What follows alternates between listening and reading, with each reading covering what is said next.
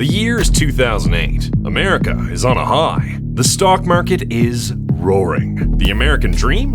Not just alive, it's printing money. To most people, the economy feels untouchable, bulletproof. But behind the record highs and booming headlines, something's about to snap. What you seem to be saying is that there is a very predictable time bomb effect. For most of the 2000s, housing prices soared like they had rocket fuel in the tank. Banks were handing out mortgages like candy, and Wall Street couldn't get enough of it. Everyone thought it would last forever, but for 2 years, a quiet warning had been sounding. Mortgage defaults were creeping up, subprime loans were starting to crack, and in 2008, the entire foundation gave way. Down 1.7% here, a loss of 37 points or so. We're down by between 3 and 4.5% generally across these markets. We're down over 16%, fallen about 18%. Millions lost their homes. Banks collapsed. The global economy went into free fall. But while the world chased the boom, one man bet it would all burn. To Wall Street, John Paulson was delusional. A guy with a wild theory that the housing market was built on sand. But Paulson wasn't guessing. He had the data, he had the vision, and he had a trade. One that would make him billions, as the rest of the world watched their dreams collapse. This is the story of how one man turned the biggest housing crisis in American history into the most legendary trade Wall Street had ever seen.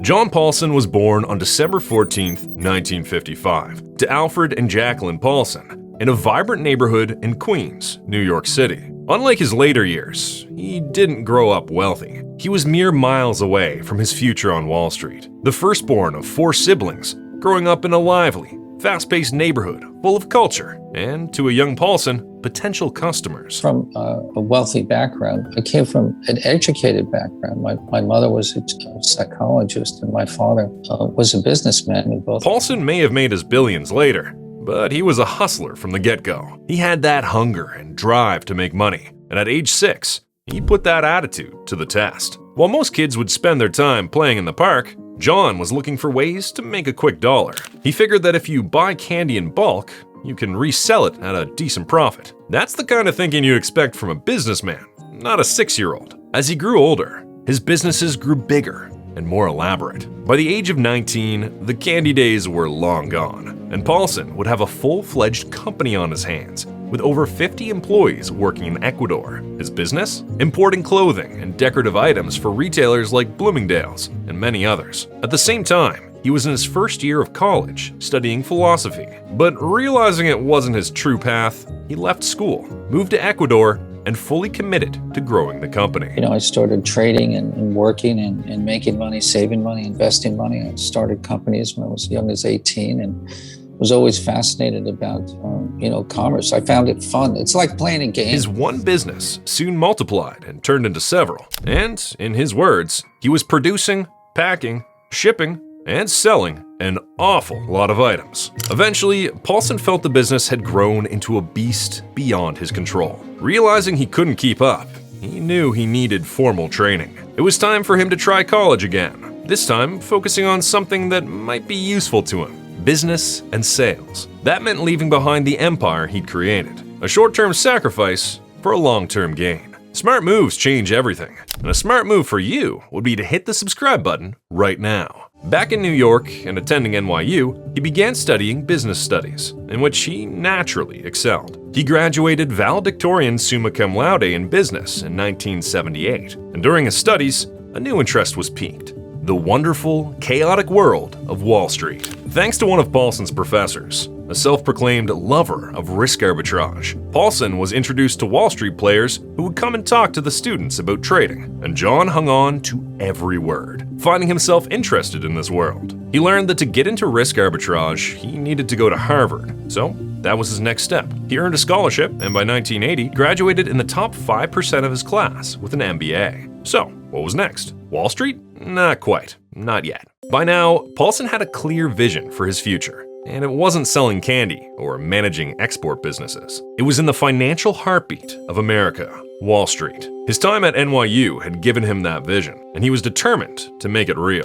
But before he could make his mark on Wall Street, he had to pay his dues. So in 1980, he began working at Boston Consulting Group. His early role was far from his ideal job. He worked as a business consultant, researching and advising companies. During this time, he actively sought opportunities in finance. Soon, he left Boston Consulting Group for Odyssey Partners, where he worked under Leon Levy, a mutual fund manager Forbes once called a Wall Street investment genius. Paulson didn't stay long. With each move, he inched closer to launching something of his own. His next move was to Bear Stearns, where he worked in the merger and acquisitions department, an area that requires a thorough understanding if you're looking to enter risk arbitrage. Risk arbitrage is when a company announces it's buying another. At first, these two companies' stock prices won't instantly align. The target company stock is usually trading below the agreed upon buyout price, in case the deal doesn't ultimately succeed. This is where an arbitrager like John Paulson comes into play.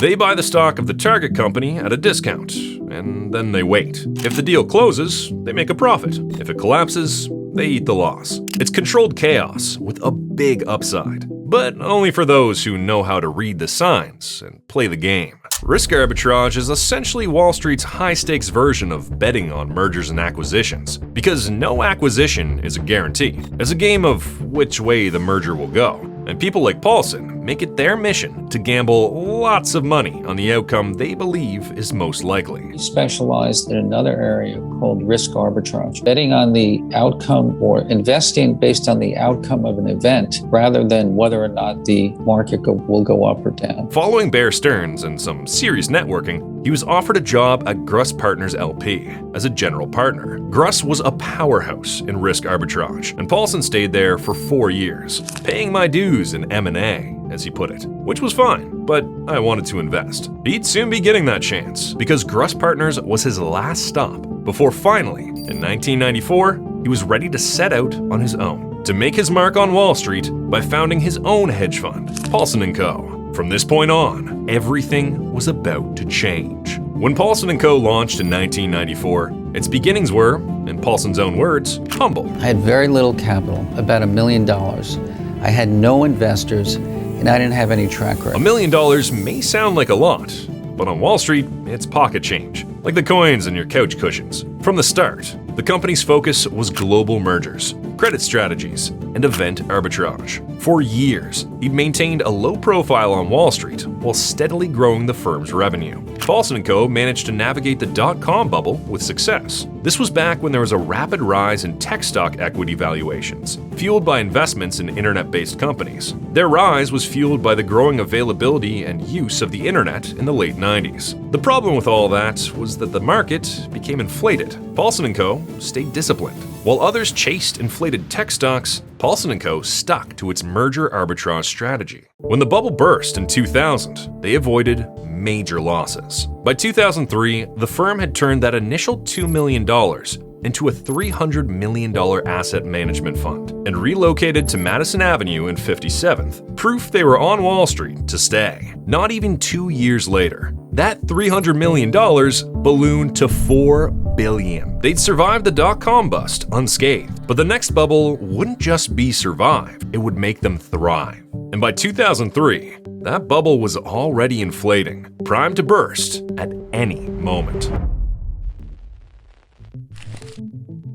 In the early 2000s, Paulson & Co. was enjoying moderate success on Wall Street, but Paulson, now nearing 50, was still searching for the move that would put him on the map. For John Paulson, success meant being a history maker, someone who had joined the ranks of Wall Street titans among the elite. His success, while impressive, was forgettable in a crowded market where other managers earned just as much, if not more. Despite managing billions, Paulson & Co. was still a small fish compared to its Wall Street peers. he needed an investment that would change everything. It wouldn't come right away, but it began with Paolo Pellegrini and a bad investment. A company that once started with one person had now grown to 9, and among those employees was Paolo Pellegrini. The Italian analyst and investment banker was an old friend of Paulson's, and the two were around the same age. Pellegrini approached Paulson asking for the CFO position at Paulson and Co. Since it was already filled, he accepted a lower-paying analyst role instead. This was despite the analyst role being lower level and paying significantly less. So why did he take this job? Well, Pellegrini was facing the same kind of problem Paulson was facing, that of legacy, of true success. And this was his last chance to find that success after what had been a rather disappointing career. At first, Pellegrini didn't stand out. That changed when he proposed that the firm start buying credit default swaps, or CDS, on financial firms. A CDS is a deal in which one person agrees to protect another person's loans, almost like insurance, by promising to pay in the event the loan goes bad. In this case, it's insurance against a bundle of risky home loans. If borrowers default, the buyer of the CDS gets paid. This occurs when homeowners fail to make their mortgage payments. In that case, the person who bought the swaps gets money to cover the losses. They thought they'd hit the jackpot when Paolo Pellegrini told him to take a closer look at credit default swaps on financial firms. The thinking was that if the stock prices fell, they'd enjoy a big payout. But if the stock prices rose, they'd only be on the hook for the premium paid for the CDS. Within 2 months of the initial investment, losses were piling up. So Pellegrini suggested a pivot, shorting mortgage securitization instead. With this suggestion, they looked to change the entire direction of Paulson and Co. and brought in experts to teach them about the mortgage securitization market. It was through the experts that they learned about things like the various categories of mortgages, with the one they were targeting being subprime mortgage-backed securities. These were investments composed of numerous home loans from individuals with poor or high-risk credit bundled together and sold to investors. As a result of their design and the fact that they rely on homeowners paying their mortgage in order for investors to make money, they were considered among the riskiest investments of the bunch. They were mortgages given to consumers with bad credit who were low income, had a history of defaulting on payments, and had lots of debt. You're probably wondering, why would you give someone with any of these characteristics a mortgage? That's a great question, and one nobody was asking at the time. Paulson and Pellegrini were looking, and when they saw something hiding in plain sight, they found the bubble. The housing market was on the verge of collapse. It wasn't a matter of if, but when. Paulson invested $1 million in CDS contracts that protected $100 million of subprime mortgages. He couldn't figure out why no one else was buying this cheap protection against risky home loans. But soon he realized they'd made their move too early. Wall Street banks were still borrowing huge amounts of money and pouring it into the market. At this point, Paulson decided that Pellegrini should focus full-time on the subprime mortgage market. This was a big deal because Paulson and Co. had primarily focused on company mergers, not housing. It was a risky shift, but Paulson was betting it would pay off, and hoping, for his own sake, that it would. Later, at a meeting with investors in mortgages, Pellegrini had the opportunity to speak with the CEO of New Century, a major lender that provided home loans to individuals with poor credit. Pellegrini asked if rising mortgage rates could cause people to stop paying their loans. He thought he had spotted a major flaw in their business model, but the CEO wasn't worried at all. He claimed that if borrowers struggled to pay, they would simply refinance, reworking the loans into new deals, while lenders kept collecting the fees each time. As long as home prices kept rising, they didn't expect any major problems. After hearing this, Paulson and Pellegrini realized their timing was off. The market wasn't ready to collapse, at least not yet. This gave them the confidence they needed. They knew they were right, and Paulson stated after the fact on numerous occasions. Well, we were pretty convinced that the mortgage market, segments of the mortgage market were overvalued and were likely to implode. So we took a very concentrated position. Paulson & Co. sold their CDS contracts and began targeting newer subprime mortgages that hadn't yet risen in value. Mortgages unlikely to be refinanced if rates climbed. Of course, this was a gamble on their part. It relied on the market hitting unsustainable highs, then crashing, triggering mass defaults. It would result in lenders' inability to refinance their loans as rates increased to an unimaginable point. Pellegrini looked into this issue because the solution that benefited them had only happened one other time in history: the Great Depression. Nobody believed they'd experienced such a thing, so there was no way they'd see the kinds of returns they were hoping for. Then, Pellegrini, while examining the data, noticed annual price changes across the US and decided to investigate market trends and other methods to gain a deeper understanding. He discovered that there was a way to exploit a broken system that no one seemed to realize was broken. In order for it to work, they'd have to be right about a financial meltdown on Wall Street. Was that going to happen? And if so, how long until it all came crashing down? By early 2007, Paulson and his team knew they were close to delivering on their promises and cashing out a massive payday. Then came the first loud crack.